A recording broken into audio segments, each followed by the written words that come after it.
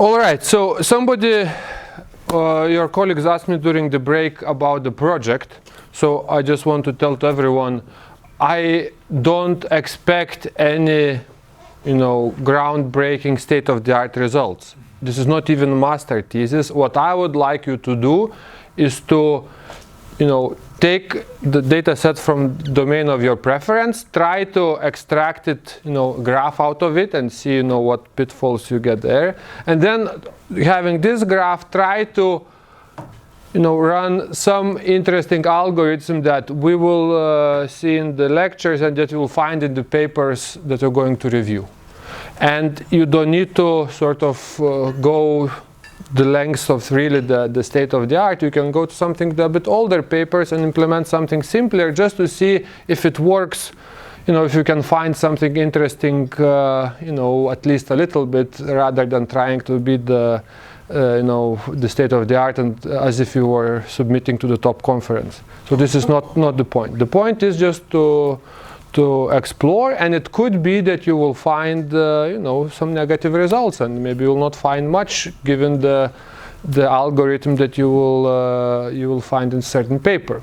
And as I told to your friends, very often the papers have to be taken with a grain of salt, because the authors there try to sell it no matter what. So they say that their technique is the best in the world and will always work, and only in the footnote with small letters say that it's only for this and this. It's very hard to even notice it, or sometimes you have to read between the lines. So when you will think that this algorithm works for your data set because it looked like from abstract it will do, and then later your maybe report will show that actually for this specific workloads it does not work, or it's not good enough. So that's also good, for me, perfect result. I don't expect positive, it can be negative results. What is important is your sort of effort and enthusiasm. If you have good hypothesis, if you do the good evaluation, if you compare, maybe a couple of techniques, so that should be good enough.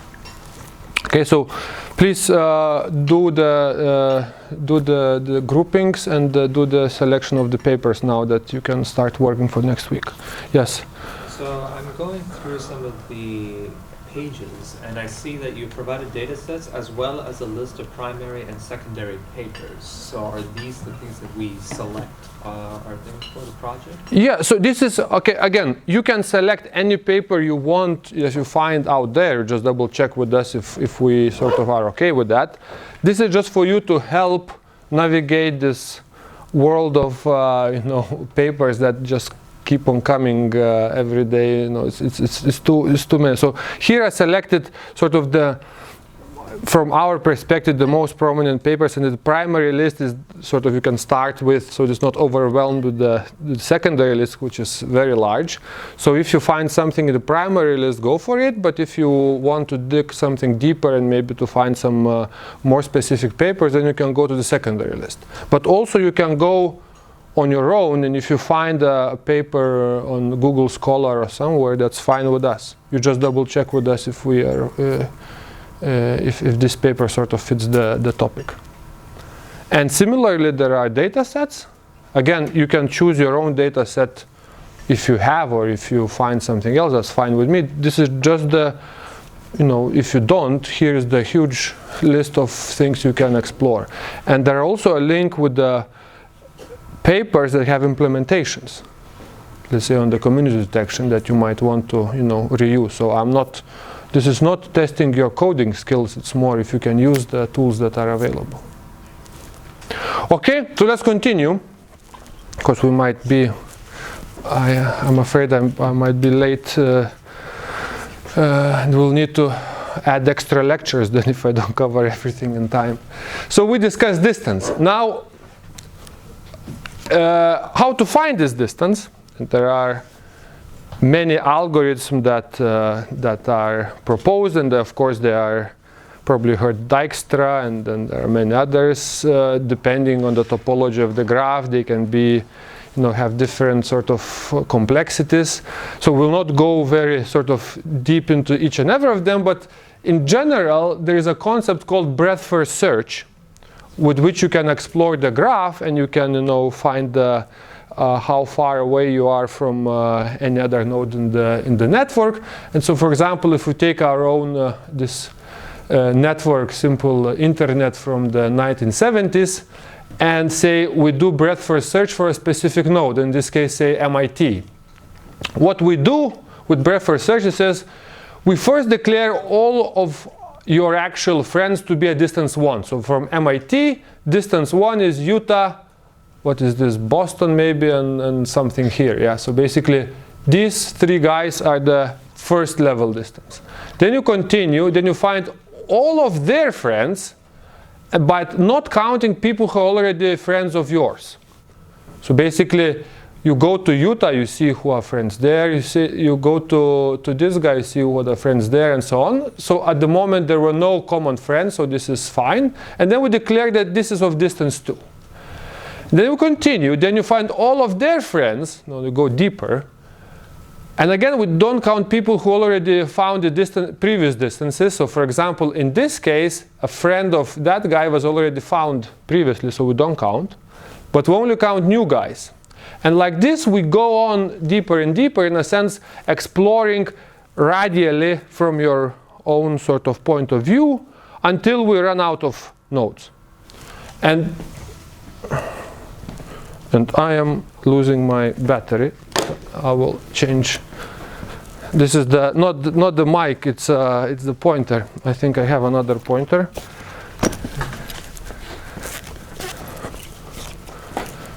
So that's the sort of the most simple way to explore the network.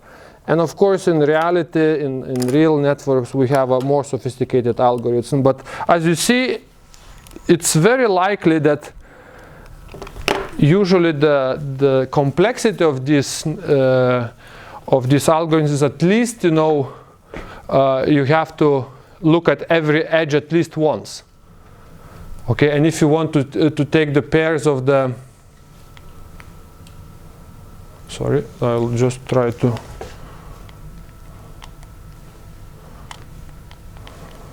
Something is. Okay, good. So finding, running breadth first search is not cheap. Okay, so again, if you are going to do some kind of algorithm, you should, you know, be careful with either breadth first search, or let's say you're counting distances from any pair of nodes, because this does not come for free. Okay, but this is the first understanding in how to explore the graph and how to find this distance between you and another node. So how would you then define a graph diameter once you know how to calculate the distance between any 2 nodes? What would be a graph diameter in your understanding? How would you, I mean, again, it's not a, yes? The maximum distance between any 2 nodes. The maximum distance between any 2 nodes, that's very good. So basically, what you say is largest shortest path, right? You take every pair of nodes, you calculate shortest path, and then take the largest of them, like a maximum. That's actually a very valid way to calculate, but there might be some issues with that. Any idea what could it be like that we are not going to have a good glimpse? So for example, if you have a large network that is very well connected, yeah, and then you have, say, very low degree average. So from every node to another node, you can go, you know, at most in 4 hops. Okay, so that's good. But then suddenly there is some kind of an outlier tail. Okay, and this is maybe million nodes, and these are 20. You know, so within this million core, you have the average, say, path length 4, and here it's 20, and then by this definition you have to count, you know, the maximum, and the maximum, you know, will be maybe something 23 or 24, and then it's maybe not the right representation of a large graph. So you should not penalize maybe a graph because of the outliers. So then so what we usually measure is an average shortest path. Okay, so you basically take an average among all the nodes, and then you say this should be now the good representation or understanding what is this graph about. Still there are some issues, because if there is a disconnected node, what would be the average path? So then we have infinity here, and if you average with infinity, it might not end up in a good situation. So usually what people say is that, and sort of this is more or less established way to measure the graph diameter, is that average path length for a connected component. Okay, so if there is some few outliers there and there, we will sort of take maybe the biggest component, and there we will figure out what's the average. For these guys, we will just ignore them, or we report extra that there are a few of these disconnected components there. So what is the diameter of this graph, a circle? N divided by 2, depends, and the tree, diameter of a tree. Well, in general, a tree, what would be order? Log n. Log n, yeah. So that's so circle is usually order of n, tree is usually order of log n, and what we see again in the real world networks, that not only they are sparse, they very often have a very low diameter, which is usually log n, or sometimes even log n, or because now again Facebook has billions of nodes, but I think recently they were saying that the average sort of path length is around 4 or something. So imagine how strange it is, right? When you have billions of nodes, have so many friendships and edges, but you can reach any other person the very short number of hops. And World Wide Web is 3.1. I'm not sure from which year it is, but you can see it's quite low. So we consider diameter small if it is order of log n, and that's again our expectation from the only sort of networks where we have much larger diameters than log n are so-called planar graphs. Do you want to guess what the planar graph is? So where the nodes are somehow embedded in some dimensional space, a two-dimensional space, say into a geography.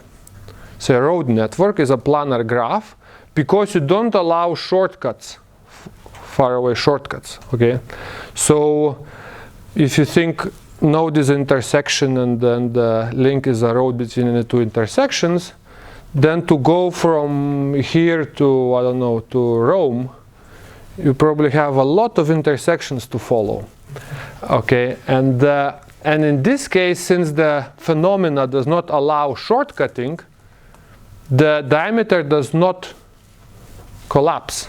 So it's still pretty high, and it usually depends on the dimensionality where it's embedded. So if it is in two-dimensional space, it will be something like square root of n, because you are restricted by the geography.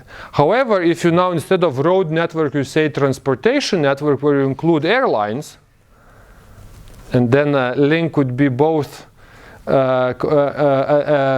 connecting through the actual road and through the, say, airline, then you are allowing shortcuts, and then you will collapse the diameter of the graph very quickly. Okay. So we will look at this later. So now another concept is a cycle. So basically it's a closed path with at least 3 edges, and basically all nodes are distinct except the first and the last. So this is a cycle. And why cycles are useful sometimes? Sometimes want actually to have cycles. Robustness? Yeah, it's robustness often. So again, we will see the graphs which are expanders, where it's basically, it's very hard to destroy the network. You keep on cutting, but the network still survives. That's another interesting property of the graphs. And actually, this was in this particular internet network was made by the design in a sense, because they when designing they made sure that every pair of nodes have an alternative path, at least one, when they were designing this network. And that brings me to connectivity, and we say that a graph is connected if for every pair of nodes there is a path between them. And a disconnected graph is made of at least two connected subgraphs. So this is clearly a disconnected graph, but it's a valid graph. So sometimes you will observe that you will have you extract the graph, but it's not connected. So you cannot really, run. If you run only from one part or some kind of algorithm, it might not reach every part of the network. And we say that a giant component is a connected component that contains sort of a significant fraction of nodes. And this will be for isolated node for us. Another thing which is very sort of interesting to look at is if there is such a link, we'll call it a bridge link, that if we destroy it, we would disconnect the graph into sort of +1 component.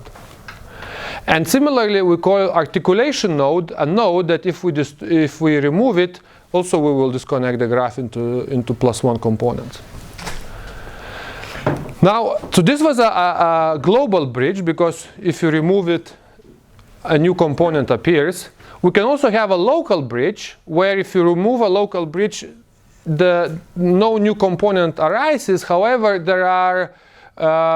the local bridge is such a bridge that there are no neighbors in common, but there exists another path from this A to B. So for example, this guy is a local bridge. If you remove it, still the graph is connected, but there are no neighbors in common. So if you want to go from this guy to this guy, you have to go all the way around. Okay. And this brings me to the fact that you can calculate sort of a local goodness of an edge. And we say it's embeddedness of an edge. And an edge embeddedness calculated by the number of mutual friends that the endpoints have in common. So for example, this edge has one common friend, right? So it's embeddedness 1. This edge would have more because it has this and this is 2. Now tell me, a bridge, local bridge, what's embeddedness of local bridge?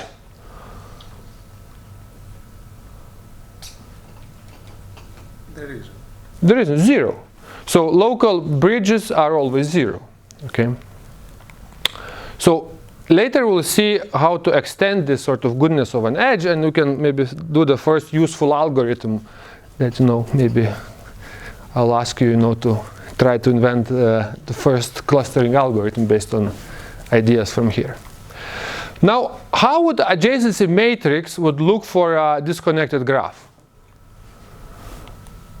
So if we say put the red nodes that are in one cluster from 1 to 3 and then the blue nodes from 4 to 6, we will put it in adjacency matrix form, we will find that all these corners here and here are zeros, because there are no links in between. And if there is a link, there will be like a small, it will be very dense here and it will be very non-dense here. And one of the clustering algorithms basically find such a order of nodes that we have dense squares and sparse squares. But you can, as we know from graph isomorphism, it doesn't need to be that this has to be almost the first column. This could have been third column and this could be first. So if you permute, this thing does not look anymore that obvious. So the graph algorithm actually would like us to make things more sort of ordered and put them into the right sets of vertices, so that the denseness sort of appears, and we'll see it in the future lectures. Now, connectivity for directed graphs. Now tell me, is this graph connected?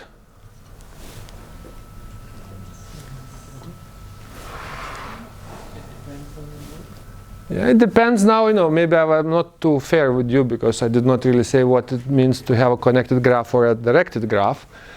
But remember we said that we say connected component is if every node can reach another node in the graph. So say, can this node reach that node? Probably can. It goes tuk, tuk, tuk, tuk. But this set of nodes can never reach these nodes because there is a bottleneck here that goes only one direction. So we say that this graph is weakly connected. So a directed graph that is strongly connected if for every pair of nodes there is a path between them. So if you could make sure that the graph is, every node can be reached through some other, from one node to that, then it will be strongly connected. So what would take to make this graph strongly connected? The bridge should be bidirectional. Yeah, or you can maybe make a link from here to there. So somehow from this partition to have a road backwards, and then it becomes strongly connected. So as we said before, a connected component of a graph is a subset of the nodes such that every node is in the subset has a path to every other. So basically we can go to any node from, and that there is no larger subset. This is the maximal sort of subset that we have found. So this will be the largest component. So the subset is not part of some larger set with the property that every node can reach every other. And the giant component is a connected component with the largest number of nodes, or the significant fraction of nodes, as we discussed before. And again, how to find connected components? You can just take a random node and start breadth first search. And once you finish, all the nodes that you marked will be in your component. And then in this case, if you start from here, you'll find these 4 nodes, but this we wouldn't. And then you go on for those who didn't find it. That's how you discover all the connected components. Now, real-world networks often contain only a specific number of largest components. Do you know what is this number? Just think. Can real-world networks, for example, can Facebook have 2 disconnected components with a large fraction of nodes? So say 1 billion nodes and 1 billion nodes in both, and they don't have any links in between. Can that happen? It's highly unlikely. Because usually, and why? So my point being is that real-world networks contain only one giant component. Because usually the giant component is made of the 99% of the nodes, and the next biggest is maybe log n size of the nodes. Because very often you will find that the phenomena that drives the evolution of the network permits you to connect to usually any other node. And I mean, say if you are again Facebook graph, you can go to the States and befriend someone in some pub, and then you make a friend. So it's not disallowed that these 2 networks evolve separately.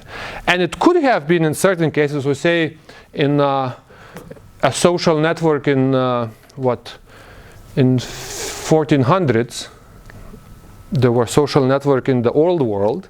And there was social network in the in the new world. The native Indians had, and maybe also another one in Australia, where there were no connectivity, in between these networks, because the phenomena did not allow nodes to appear, the links to appear in between these 2 components, because maybe there were no, the seafaring was not that developed, and therefore we couldn't cross the ocean, and therefore we were not allowed to make friendships. But once this phenomena allows us, when we have the vehicles how to go from one part of the network to the other, then the fact that you would have a huge parts of network without the link, when the phenomena allows links to appear, it's very unlikely. And therefore, for every, in most of the real-world networks, you see only one giant component. And for example, here is a network that has a giant component, and is a sexual interaction network in some university in the States. And you can see that this is there's a giant component, and there are some, small. Disconnected smaller components. So here are the 63 faithful pairs, that do not join any this larger network, but then there is a huge giant component there, and sometimes it's very important to know. For example, if you know how, want to figure out how the sexually transmitted disease, behave or flow, you would probably rather not be in that component, right? And then if you know this component, you would figure out how to maybe prevent this disease spreading, and which high centrality nodes to contact to double check if they are vaccinated or there's something there, everything is in order. On the other hand, sometimes you want to be in the largest component if you want to receive some information. That's again depending on your problem, what you are dealing with. So now, tell me, do we have Italians in this class? No, so this time nothing. Okay, so these are the names of a famous families in some 15, I don't know which century, Florence, and so the nodes are the families, and the links are if they have an intermarried sort of daughters or sons to each other family. And if you know Medici, this were the very, how to say, prominent and some kind of a big power family back then. They somehow managed to intermarry well and had a big influence on the rest of the society. So now if you look only at this graph, and we even don't know that these Medici were maybe important people, could you still guess who is the most sort of important node in this graph? And why would you say so? So what first you notice? They have a high degree, right? Yeah. So that's high degree, and also they are they are often in between the other sort of. If you this is like this articulation node. If you destroy it, you partition the graph into many discrete components, and that usually indicates your important role in the network. Similarly, do you know this graph? I guess painfully. So do you know, again, what is the most important node in this graph? It's T centralen, right? Again, it's mostly because it's not only it has the probably highest degree, but also it sits in the center of the graph. Okay, so often in our sort of this network mining, we want to answer the question, which nodes are important? And sometimes this could be the end of the sort of a project. Once you figure out the important nodes and you show that you recommend something to them or you give a good suggestions, it's already you can make not only a project, you can make a very big business. Do you know what would be the most sort of prominent centrality measure that everyone painfully knows and that resulted in the multi-billion-dollar business? What kind of centrality measures do you know? Do you know any? Google? PageRank?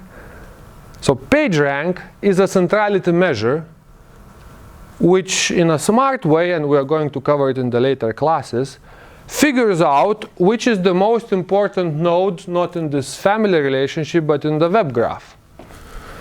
And due to that, now they are the biggest company in, I don't know, in the world or whatever, at least with the biggest influence on the societies, right? So only from the ranking, extracting the centrality measure of a graph that is just a web graph, you can make a sort of such an impact on society. So basically PageRank is the most important, I would say, known centrality measure, but there are many other centrality measures, and we can now go over sort of from the most simple ones to the more complicated ones. But in any case, whenever we do a centrality measure, we'd like to that it passes some kind of a sanity check. So for example, if you have a sort of the extreme cases, say a star network, so there is a one node in the middle and then there is a spokes going out, whatever centrality measure you use, you would like the middle node to be the highest ranked, right? Because if it doesn't, maybe you have to change the centrality measure. Similarly, if you take a circle, which by definition everything is symmetric, if your centrality measures gives not the same rankings, there's also something is broken. Okay. And if you take a line, again you would like the nodes in the middle to be more central than nodes on the side. So we basically would like to make sure that whatever centrality or goodness you try to measure, make sure that it makes sense to start with. Now, the simplest centrality measure, and you probably already used it to identify Medici and maybe T centralen, is called degree centrality. So degree centrality is basically looking at the graph and going through each and every node and see what's your degree, and the nodes with the highest degree, we say the most important nodes. That's the easiest thing you can do, and it's quite cheap actually. You just have to go once through all the nodes, right? But now I wonder whether it's good enough. So for example, if you have two graphs and one graph has a say centrality 45 one node, the other has 67, it might be difficult to compare, right? So what you might want to do is you want to normalize by the maximum possible degree. So say and maximum possible degree is if I am connected to everyone else. Okay, so if I have 45 friends out of the graph where it's possible to have 50, then I'm really almost fully connected to everyone else, so I'm very prominent. But if I have 45 out of 2 billion in Facebook, that having 45 friends in Facebook is actually quite sad. Huh? I have to check why is that. Yeah, so you might want to normalize. So often it's one of the measures is normalized degree centrality, where you check what's your degree and then you normalize by the maximal possible degree. The problem with degree centrality is that it does not take graph topology into account. This is a very local measure. Whether you are in the periphery or in the center is not clear. It could be that you are a star like T central in the center, but you don't really measure that. Okay, so how would you measure? Okay, now already disclosed. So the one of the ways to measure the global sort of view of the global position of a node is looking at the closeness centrality, is basically measuring how close a node is to all other nodes in the network. So what I would do is the following. I would say if I want to measure closeness centrality of a node I will check the distances or the shortest path to every other node. I will sum them up. I will do the inverse 1 over that sum. And if I was close to everyone else, this will give me, quite, 1 over little, it will be something big. And 1 over a lot, that means I'm far away from others, will give you something little. Okay, so that will be one of the ways to measure the global position of your centrality. And again, you could normalize basically, because this is an absolute sort of number. You don't know whether if you measure a road network or a very short network, it's not clear. So you could also check what is the inverse average distance to all the nodes. So basically, not only you will find the sum of all the distance, but also sort of normalized by the number of nodes in the graph. There is, of course, another problem that's similar to what before. What if the graph is disconnected?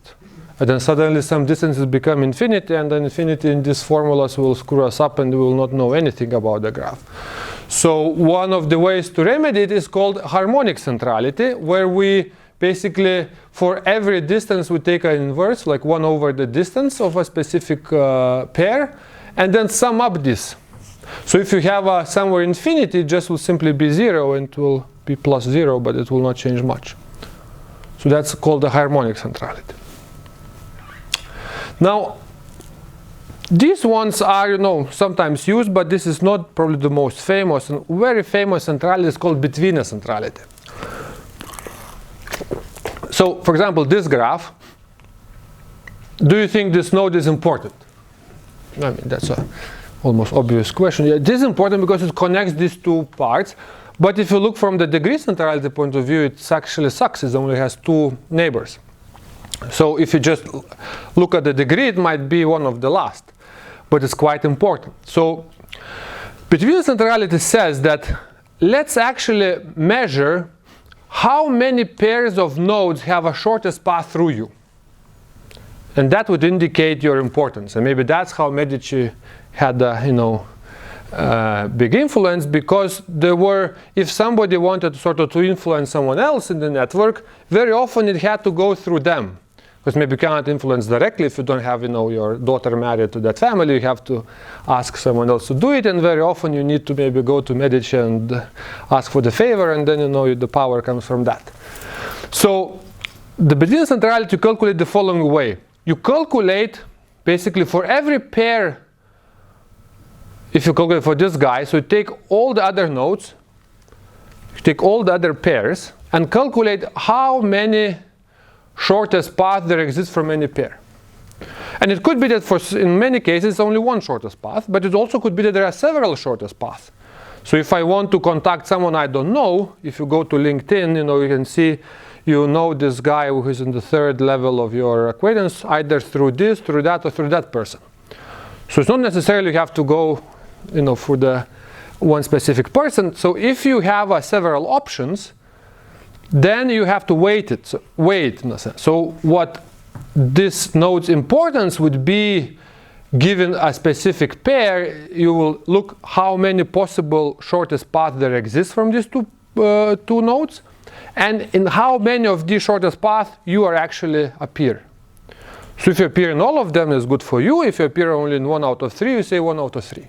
And then you sum it up over all pairs. Okay? And that will give you a between centrality. And again, I want to think, this is not an easy, not a cheap measure to extract. Because that would involve taking all the pairs and calculating shortest path, while for example, degree centrality is just straightforward. You just go and look at how many neighbors you have for every node, and it's much. So sometimes you have to trade off.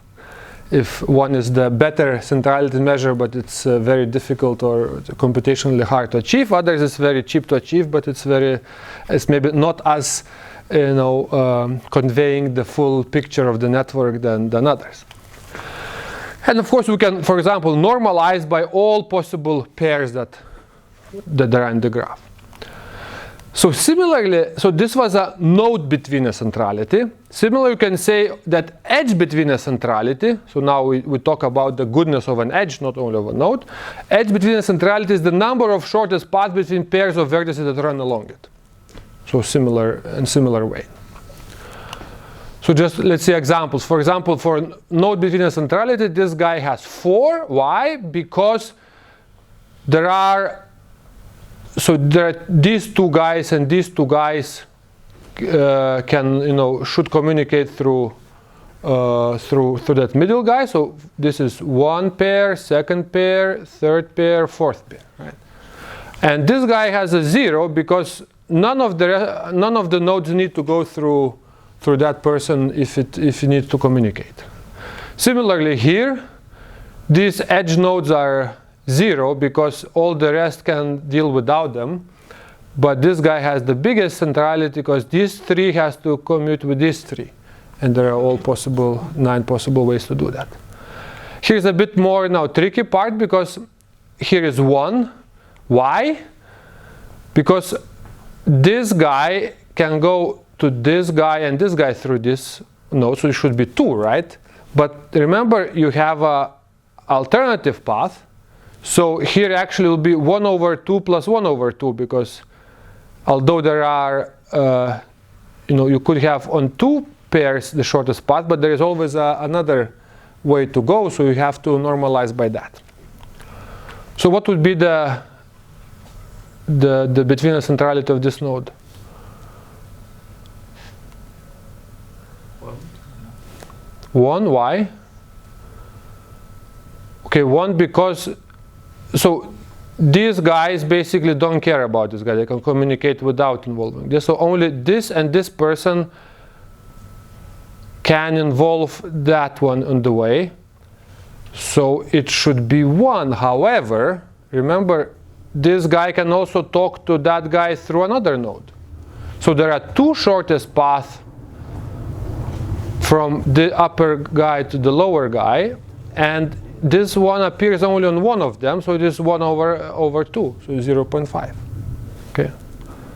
So what about the other direction? So this is undirected. So it's just pair of nodes. You take a pair of nodes and then you see what is the shortest path. Now, and I would like now to ask you, what would be the algorithm that you could propose now to discover clusters in the graph, knowing now what we know? Would you, let's say, using between a centrality of an edge, how would you identify the clusters? Yes? If you have a low degree but a high betweenness centrality, then you're probably like a bridge or something. Then it's like 2 clusters on each side of that node. So do you talk about node or edge now? Node. Node. So what would be the algorithm? Let's say now you see, for example, this graph is, for example, you could visually see that there are, say, the left cluster and the right cluster. How would we discover it if we sort of would like to algorithmically figure out? And let's say now you have attached to every node or every edge some kind of centrality measure. And that's probably the first sort of a simple algorithm that we'd like to. So now imagine, remember what we discussed about bridge links. If you find out a bridge link, that means bridge link partitions the graph into 2. And if you partition graph into 2, that means you found 2 clusters, right? Now, it's not always that you find bridge links, like here there is no bridge link, because whichever node you destroy, it will not partition the graph. But maybe you can sort of try to destroy a specific type of edges first until you partition the graph. So one of the sort of simplest clustering algorithms called the Girvan-Newman method is basically successfully deleting, or successfully, in succession, deleting edges with high betweenness. So if you have an edge which has a high betweenness, meaning that they're very important, like Medici or you know, okay, this is Medici is a node, but let's say if you have an important link, and so say, okay, this is another example of a graph. So say we start with this graph as step 1, we calculate the edge betweenness of every node. So basically see that how many shortest paths go through every single edge, and naturally these edges would have the highest betweenness, right? Those that actually sort of bottleneck 2 or several components. And when we identify them, we remove them. And for example, after first step, after we identify this high betweenness edge, we remove them, and now suddenly we found 2 clusters. Okay? And if we want, we can stop here. Maybe we just needed 2 clusters. That's great. But you can continue. You can say now we now recalculate betweenness on the new graph, now a bit disconnected graph, and then we again remove the nodes with the highest betweenness, and then we partition it further. Now we see we have a subcluster, so sort of we can have a hierarchical clustering that way. And we go on until maybe we run out of edges, or when we decide that we have desired number of partitions, and we can operate on that. So this is the sort of, by having this betweenness or the goodness, or sometimes we call it also, you can find the weak and strong links. So weak links are the links that you you don't have many friends together, or that you're not well embedded in your society. So these weak links usually cross-cut different clusters. And the strong links, those that you are links between your very good friends and maybe the in your from your childhood friendship, kindergarten or school, you are very well connected. So the links there are very strong. So if you keep on removing them, you will not destroy that cluster very easily. So the idea is to first destroy the weak links, to discover the first level of the clusters, and only then to go on for the more strong links. And another thing, this is maybe not a sociology class, but in real life we should actually value a lot these weak links or these high betweenness links, because there was some kind of paper which said that, for example, the employments, or if you want to find a new information or a new job, usually do not arrive through the strong links. Because if you strong links, the links that you have with your very good friends, you don't get new information, because the information they have you already know. The information that is valuable comes from the weak links, that basically comes from the other side of the network. And that's how the most useful links are the weak links. So you have to cherish your weak links in your LinkedIn or Facebook, where you don't have too many common connections. Okay, I think I overdid today a little bit. So I thank you for bearing with me. We will continue, I think, on Friday. So I just would like to remind you, make the group, select the papers, and then I see you, I think, at the same time, 10 o'clock, probably in the same place even, but double check. Okay, thank you. Have a good day.